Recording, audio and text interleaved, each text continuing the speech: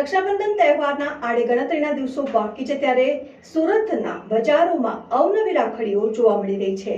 જોતા રહો Bharat times news. Rakshabandhan આડે હવે ગણતરીના દિવસો બાકી છે ત્યારે બજારોમાં અવનવી રાખડીઓ આવી છે, પરંતુ સુરત મહાનગરપાલિકા દ્વારા મહિલાઓ માટે જે આજીવિકા મેળવી શકે તે અંતર્ગત સુરત મહાનગરપાલિકાના યુસીડી વિભાગ દ્વારા દીનદયાળ અંત્યોદય યોजना રાષ્ટ્રીય શહેરી આજીવિકા મિશન દ્વારા જે મહિલાઓને રોજગારી મળી શકે એ હેતુથી મહાનગરપાલિકાના તમામ ઝોનોમાં આવા રક્ષાબંધનની રાખડી માટેના સ્ટોલ ઊભા કરવામાં આવ્યા છે અને મહિલાઓ આ રક્ષાબંધનના તહેવારમાં રાખડી વેચી અને રોજગારી મેળવી શકે ત્યારે આપ જોઈ શકો છો, ખાસ કરીને કતારગામ વિસ્તારમાં અલગ અલગ જે સ્ટોલ ઊભા કરવામાં આવ્યા છે, અવનવી રાખડીઓ પણ આપને જોવા મળી રહી છે। ત્યારે આ સમગ્ર જે સ્ટોલ ઉપર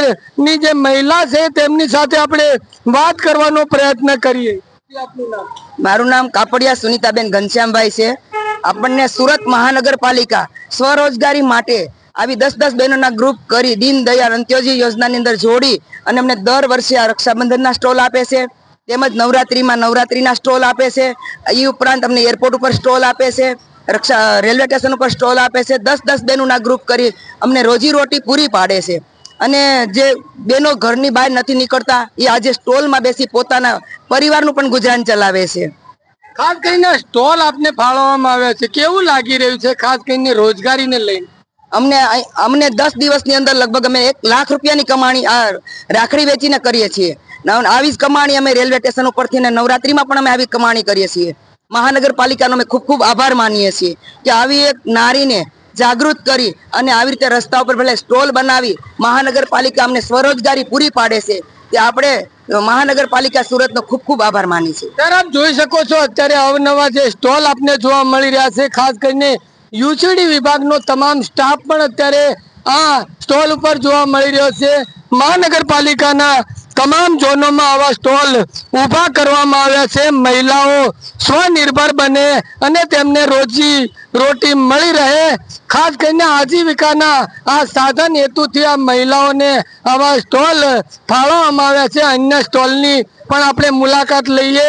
ખાસ કરીને આપ જોઈ શકો છો, મહિલાઓ રોજગારી મેળવી શકે તે હેતુથી આવા સ્ટોલો ફાળવવામાં આવ્યા છે। વડાપ્રધાન નરેન્દ્ર મોદીએ પણ મન કી બાતમાં ક્યાંક ને ક્યાંક મહિલાઓને સ્વરોજગારી મળી શકે અને આત્મનિર્ભર બની શકે જે હેતુથી જે વાત કરવામાં આવી છે, ત્યારે સુરત મહાનગરપાલિકાનું જે યુસીડી વિભાગ છે એ યુસીડી વિભાગ દર વર્ષે અલગ અલગ વિસ્તારોમાં આવા સ્ટોલ ઊભા કરી અને મહિલાઓને મદદરૂપ થઈ રહ્યું છે। ત્યારે આપણે અન્ય જે મહિલા છે તેની સાથે વાત કરીએ। શું નામ બેન? હેતાક્ષી। કેવું લાગી રહ્યું છે આપને રોજગારીનું એક પ્લેટફોર્મ પૂરું પાડ્યું છે યુસીડી વિભાગ?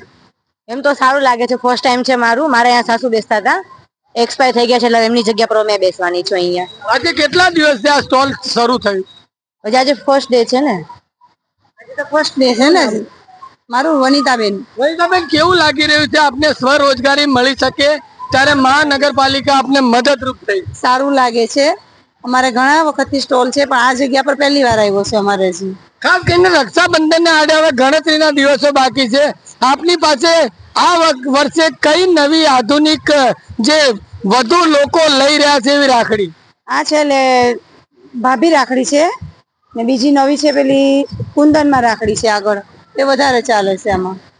ત્યારે આપ જોઈ શકો છો, સુરત મહાનગરપાલિકાના યુસીડી વિભાગ દ્વારા જે મહિલાઓને સ્વરોજગારી મળી શકે તે હેતુથી આવા સ્ટોલ ઊભા કરવામાં આવ્યા છે। ત્યારે ખરેખર આ જે કાર્ય કરવામાં આવી રહ્યું છે, મહિલાઓને રોજગારી મળી શકે અને મહિલાઓ સ્વનિર્ભર બને, ત્યારે વડાપ્રધાન નરેન્દ્ર મોદીએ પણ મન કી બાતમાં આ વસ્તુનો ઉલ્લેખ કર્યો હતો, એ ખરા અર્થમાં સુરત મહાનગરપાલિકાએ પણ સાર્થક કર્યો છે। Baldev Desai, Bharat time news, Surat. સુરત મહાનગરપાલિકાના યુસીડી વિભાગ દ્વારા દર વર્ષે તમામ ઝોન વિસ્તારમાં મહિલાઓ માટે રક્ષાબંધન તહેવાર પૂર્વે રાખડીના સ્ટોલ ફાળવવામાં આવી રહ્યા છે. મહિલાઓને રોજગારી મળી રહે, મહિલાઓ આત્મનિર્ભર બને, જેને લઈને દીનદયાળ અંત્યોદય યોજના અંતર્ગત મહિલાઓ જૂથમાં સ્વરોજગારી મેળવી જીવન જીવી શકે તે હેતુથી મહાનગરપાલિકા દ્વારા શહેરના અલગ અલગ વિસ્તારોમાં સ્ટોલ ઊભા કરાયા. વડાપ્રધાન નરેન્દ્ર મોદીએ પણ પોતાની મન કી બાતમાં પણ આ યોજનાને લઈને મહિલા ઉત્કર્ષની વાત કરી હતી. સરકાર દ્વારા પણ મહિલાઓની અલગ અલગ યોજનાઓ મારફતે મહિલાઓને મદદરૂપ થઈ રહી છે. જોતા રહો ભારત ટાઈમ્સ ન્યૂઝ.